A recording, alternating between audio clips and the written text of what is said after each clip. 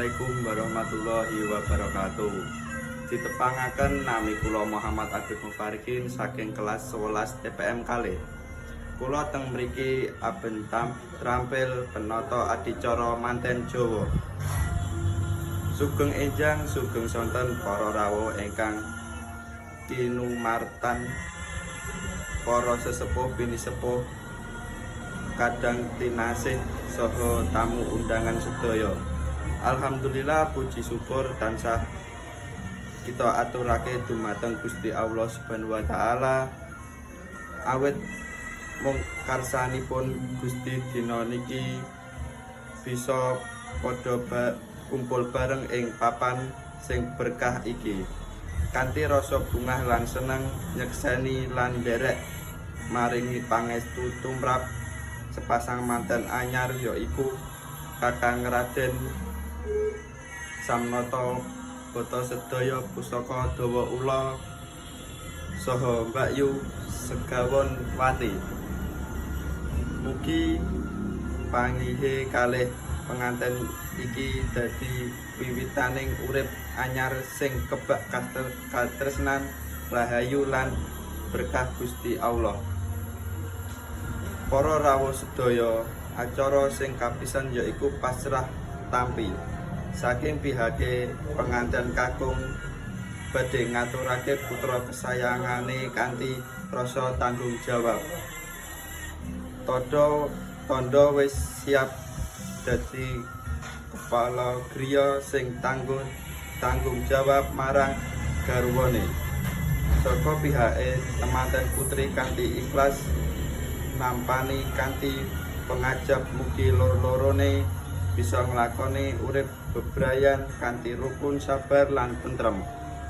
Mugi pasrah lan tampi iki dadi pratandha wiwitaning panguripan anyar sing pinaringan rahayu lan barokah. Sakmenika mlebu acara panggih manten, yaiku panemone loro manten anyar tandha yen katresnan sejati wis kapundhut dadi siji.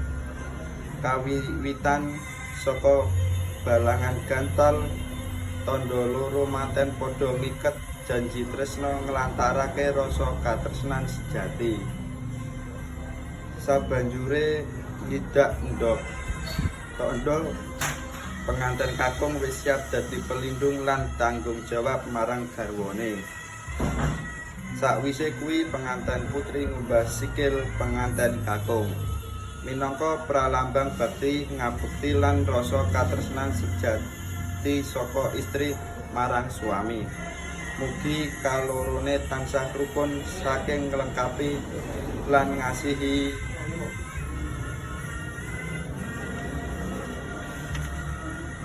saiki mlebu acara kacar kutur, yaiku pralambang panguripan bebrayan. Penganten kakung ngucurake 17 marang penganten putri. Tandha yen suami tanggung jawab nyukupi kebutuhan omah tangga. Penganten putri nampani kanthi rasa syukur tandha yen istri siap ngatur ngopeni lan nguri-nguri berkah sing diparingake Gusti. Mugi tansah pinarengan rejeki sing cukup, urip makmur, barokah lan ora kekurangan apa-apa. Sakmenika mlebu acara dahar kelima. Penganten loro padha dahar sak piring.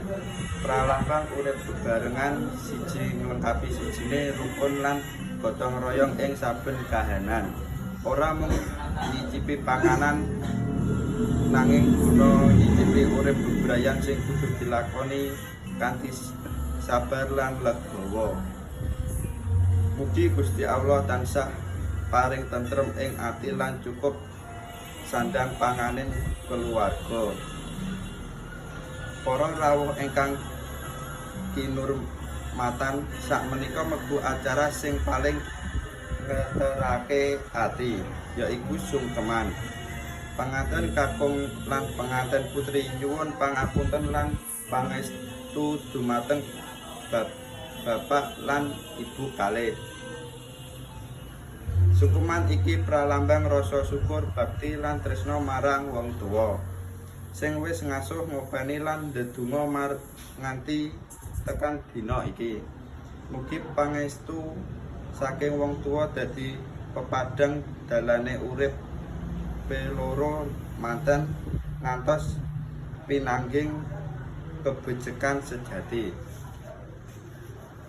Para rawuh sedaya, sampun ngelampahan sedaya tuturaken acara manten wiwit saka pasrah tinampi panggih lan dhahar klimah.